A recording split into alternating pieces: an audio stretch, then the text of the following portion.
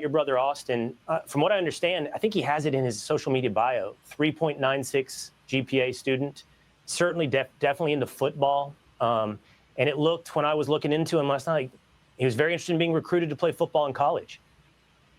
Yes, sir. He was very highly recruited, just like coming out of his junior year.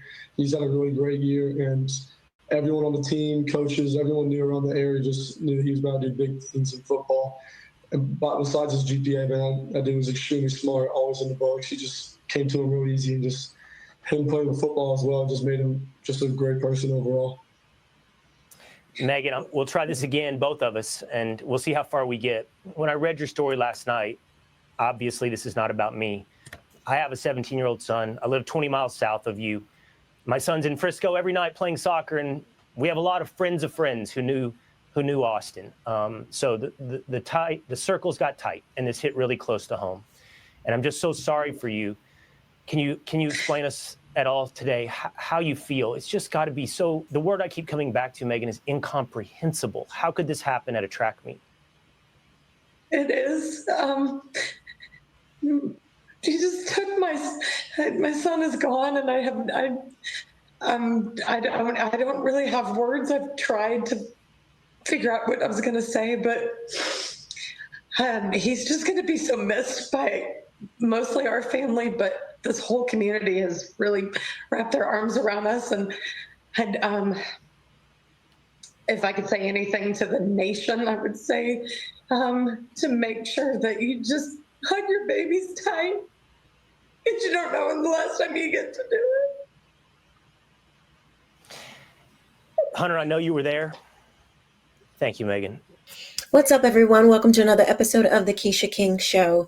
So today, unfortunately, we have to talk about this just tragic situation with these two young men, two football players, two student athletes with their whole lives ahead of them. And one is no longer here. That is Mr. Austin Metcalf. He was a twin brother, and 17 years old, football player, according to reports and all the news, great student, really loved football, just, handsome young man, all his whole life ahead of him. And then we have Carmelo Anthony, who is the suspect that stabbed him fatally and in his chest. And as a mom, this is just it's so crazy.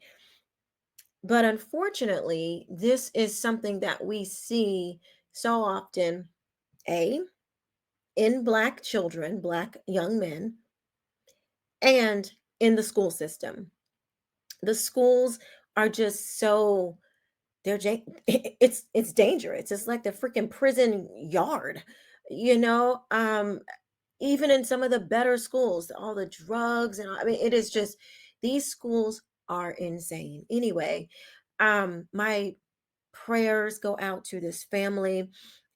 We have seen the father, who is already like, I forgive him.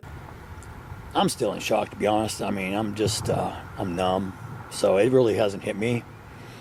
And I don't believe any parent should ever have to bury their child. And I pray that, maybe there's changes made as far as security or things like that. And maybe we can learn from this and try to turn a tragedy into something positive to make sure it doesn't happen to anyone else's child.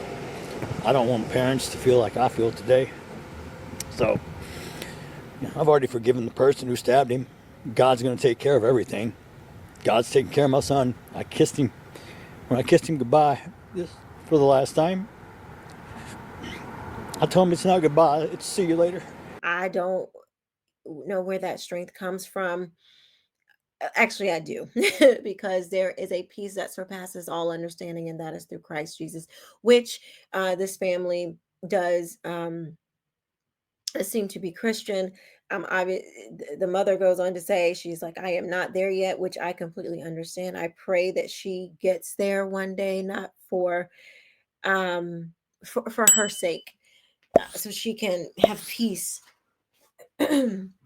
Because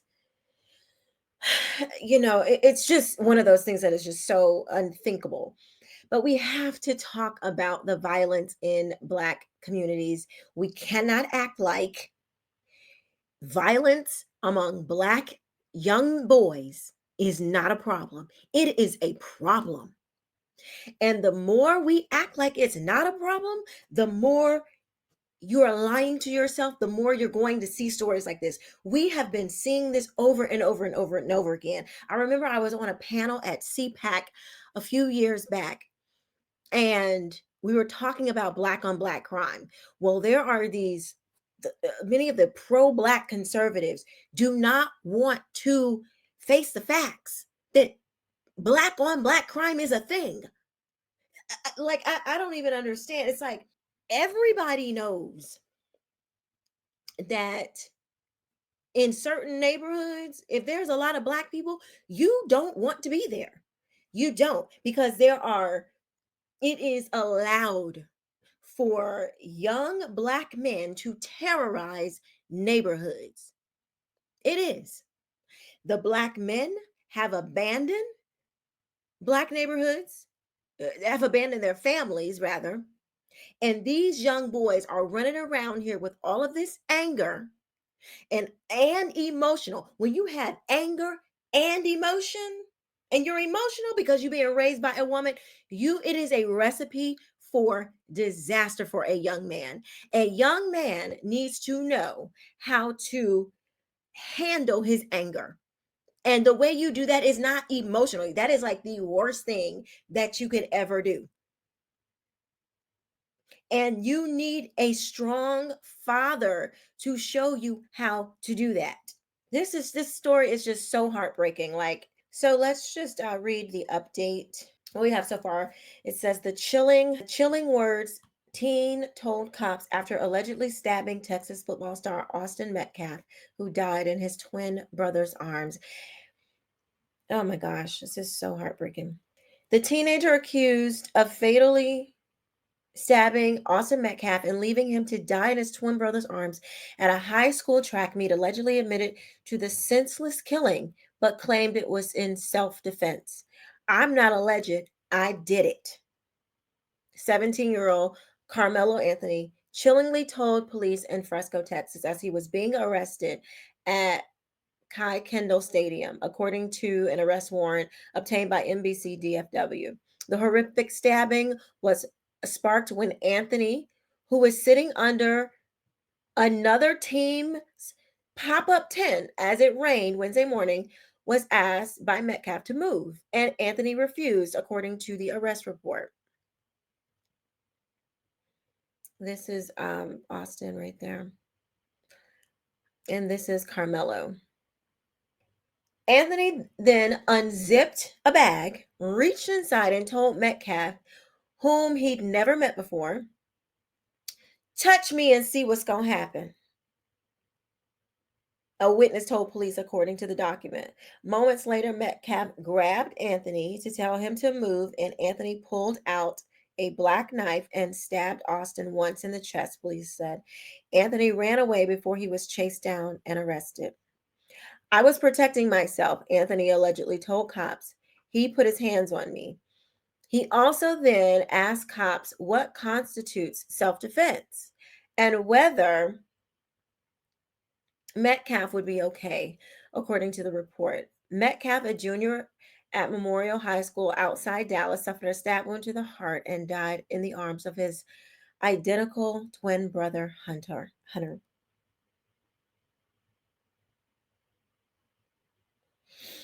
"It really was under 30 seconds, this altercation," Hunter told WFAA in an emotional interview. "I never met this kid in my life. My brother stepped in and said, 'You need to move,'" Hunter added, and Anthony's like, "Make me move." All of a sudden, he grabbed his backpack, the brother said. "It was really under 30 seconds, this altercation." Just start by saying that there aren't words to express how shocked and saddened we are by your loss. And as a parent of a 14-year-old boy and an older man who's now making his own way in the world, I just can't imagine how you're facing No, the he rest was- of he your was- life without your son. I wanted to He was ask you this 17. question. I know, 17 years old and amazing. And he was an amazing kid too. We'll get you to speak about him in just a moment. But I think a lot of people Sure. at home are saying, wait a second, how does this happen? He goes to a track meet on Wednesday and is murdered. What happened? I wish I had all the answers. The answer is my son is gone and he'll never come home again. I want to clarify something right off the start because I've already heard some rumors and some gossip. This was not a race thing, and this is not a political thing. Please do not comment if you do not know what happened. Do not turn this into a racial thing. It was not. Do not politicize this. It's not. This is a human being thing.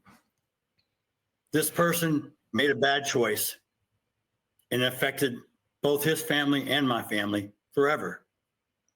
It's a very unfortunate thing, but I know exactly what was happening. His brother was there who tried to save him and he died in his arms. So So if you what, weren't there, please don't spread rumors.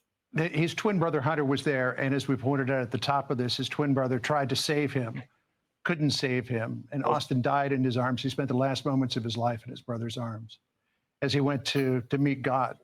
But what did Hunter Yes. tell you happened? Well, the track meet was being delayed. Each individual high schools had like their own little tents to go sit under, and they were sitting under the Memorial High School tent. Mhm. The individual was saying some words, and they turned to him and said, "Who are you?" And he said, "I'm Mello." And he said, and he had a Centennial track uniform, sweat on. He said, "Hey man, you're in the wrong spot. You need to go sit with your team." Words were then exchanged. I'm not going to get into the exact details. I know what my son told me, Mhm. but they asked him to move. And when Austin grabbed his backpack to move, take it, he stabbed him in the chest and killed him. Oh my gosh. You know, we're seeing a picture of Austin on the screen right beside you. Just a Yeah, that's his, that's his last high school. Just an incredibly handsome fellow. We know that he was college bound. He had a 4.0 grade point average, MVP of his football team. What else do you want the nation to know about him? He was becoming a great man. He had leadership capabilities, loyalty, compassion, love. He lit up the room everywhere he went.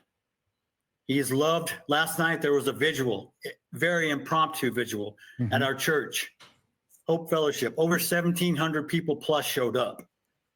The outreach of this community, family, friends, people who don't even know me, has been overwhelming. I rely heavily on my faith to get me through this. Like I said, people ask me, how can you forgive what to this other person? I said, I forgive the other person because the forgiveness is not for him. The forgiveness is for me, so I can have peace. His life is destroyed. My life is destroyed. It's an unfortunate, tragic to affect us for the rest of our lives. I want to get the word out so maybe parents can educate their children to where this doesn't happen to someone else. Senseless acts of violence in this world have become more, I don't want to say acceptable, but I think today's society is more calloused to all the things. Austin was the light of my life. Both my sons were amazing. They were so tight. They had the best bond. They were best friends. And now I have to focus on taking care of Hunter and always taking care of myself and his mother and everyone else in the family. Oh my God, that picture. We love the outdoors. We love to hunt and fish together. Matter of fact, we just had one of our best hunting trips together this past weekend. I spoke to Austin Tuesday night on the phone about he took a test. He's like, man, I made a B. I was upset. He was upset because he made a B. And I said, it's going to be all right. He said, Dad, I'm going to come over this weekend and help mow your grass because I know your arm's hurt. And I said, okay. He said, I love you, Dad. And I said, I love you too, son. And those were the last words I ever heard from him. Our prayers are with you, Jeff. And again, I can't even begin to understand what you're going through, but we will be praying for you and for your family. We appreciate you taking the time. Thank you, sir. God bless. You too. We'll be right back. It's just crazy. So let's just get into this. First of all, why were you bringing a knife to a track meet? Why would you do that? You know, I mean, if you are in fear of your life, you know, you feel like you got to do that, like, why go? Like, why go to the track meet? Because if you are involved in some stuff, or why, like, I mean, because typically if you're not involved in stuff like that, you're not bringing knives to the track meet. Okay, you're not. Let's just keep it all the way a stack. You're not bringing knives to track meets if you're not involved in that kind of behavior. Well, lo and behold, there are photos of Carmelo with guns, with the middle finger, and all kind of stuff. So this kid, I don't know what he was into. I'm not assuming he was into anything. I don't know. Maybe he was just trying to flex for the gram. I don't know. But that's not typically what you, if you're not involved in that kind of stuff, typically you're not trying to do that. But you know, kids pressure, they want to be cool. What, I don't know. But the fact that you took it off the gram and now you're bringing knives to track meets. And the idea that you get into an argument and your first response is to stab somebody, like you don't even try to fight, you don't even just, you know, back and forth like most people used to do on the playground, you know, or even older kids, like in the, or, I mean, y'all know how it is. No, you go a knife, you go to be violent with someone. Like, it just doesn't make any sense why that would be your first response.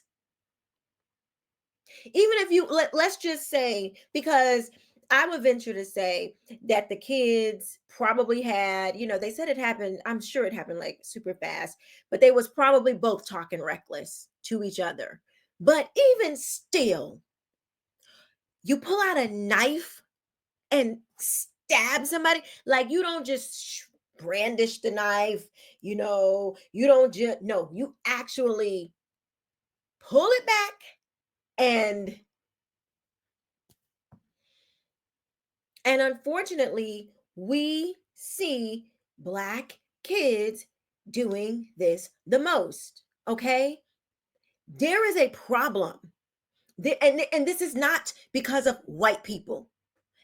I don't want to hear that. Do not get in my comments talking about that this is because of white folks, because it is not. White people are not making Black kids behave like complete animals. It is because these boys, it's mostly boys, but it's girls too now. You see girls too acting a whole fool. Even that situation with the girl with the running on the track meet. I'm sorry. I think she intentionally hit that girl. I really do. Moving on though. We just see Black kids acting a whole fool. And what is the main thing that Black children do not have that other people groups have intact? A father. We have so de-emphasized the weight in which a father carries in the home that all the kids are going freaking mad and crazy, and we still want to be sitting up here talking about it's white supremacy, all the white folks. Get the freak out of here. I am so happy that there are other Black people that are starting to say this, who are starting to be like, look, this is ridiculous. You are starting to see this. I am very grateful for that. But 2 years, just 2 or 3 years ago, when I was saying this, people were trying to come for me. And I told them straight up and that, first of all, I ain't scared of none of you. I said, you go and tell a mother who's crying over the casket of her child that black on black crime is not a thing.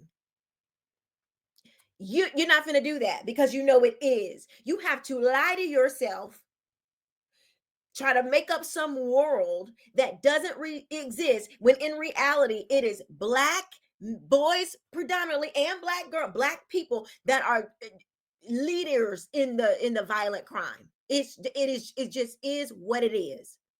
And unless and until we address this and start having conversations, it's going to continue. Y'all better get your kids, because you're going to run up on the wrong one who really is going to be, because I'm arming my children, okay? We are arming our kids. So you better get your kids and make sure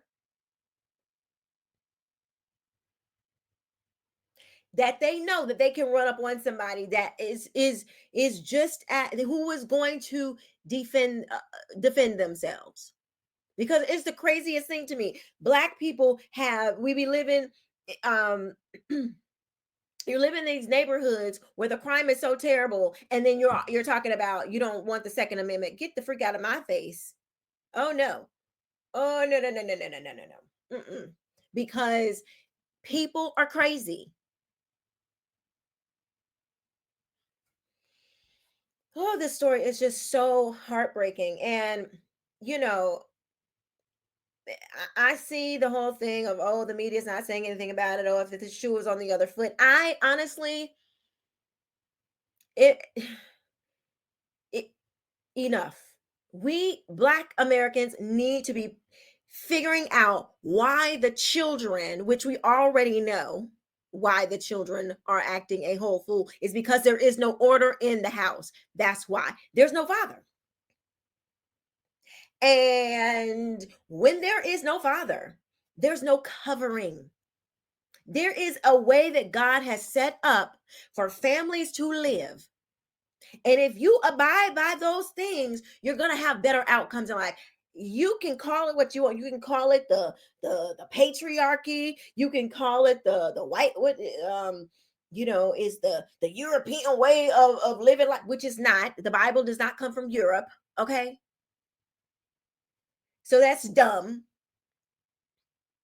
But it doesn't matter what background you come from. If you practice these principles, you will have a better life. Your children will be better raised. I don't know why Black people have a hard time all of a sudden, understanding that a biblical way of living your life is going to get you better stuff. No, y'all want to be out here idolizing the Cardi B's, the Beyoncés, the sexy reds. Even though Beyonce got married, has a husband, their children have fathers, but what she puts out, what she's selling to you, is not good for you. What these rappers and stuff are selling is not good for you. I do not understand. This is a phenomenon. Black people want to lift up the worst of society, worst in their community. Why? You want to excuse it, you want to act like it's not real, or you want to try to blame it on white people. Nobody is trying to hear your nonsense anymore. Nobody's trying to hear it, because your kids are walking around with the same $1,000 cell phones in their back pocket that all the other kids got. Your kids got Jordans. Your kids got. What I'm saying is the class level. Miss me with all that. It's not that. It's not poverty. Because people have been poor and didn't commit violent crimes. Oh, being poor makes people violent. How? Show me. When? How does that happen? And so you mean to tell me I'm poor? Oh, are you stealing bread? Are you stealing, are you robbing people for food? No, you're robbing people for stuff that does not indicate that you're robbing people and doing violence because you're poor. So miss me with that. That is not true. Nowhere in history is that found. Just because you're poor does not mean that you have to be violent. What has happened is there is a devaluing of life. These young kids are emotionally out of control. They have no respect. They have no discipline. They don't have structure, because fathers tend to bring structure. Because if you're a single parent, which I have been, so I know exactly what I'm talking about, you have to work so your kids are home by themselves. There is no way you can be the best. Your kids are going to get the best when you're not there raising them, training them up in the way that they should go. Where are they going to get the training from if you always at work and there is no father? Where are they going to get it?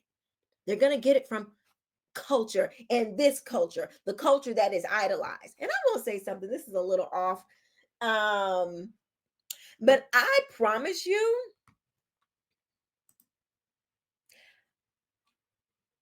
I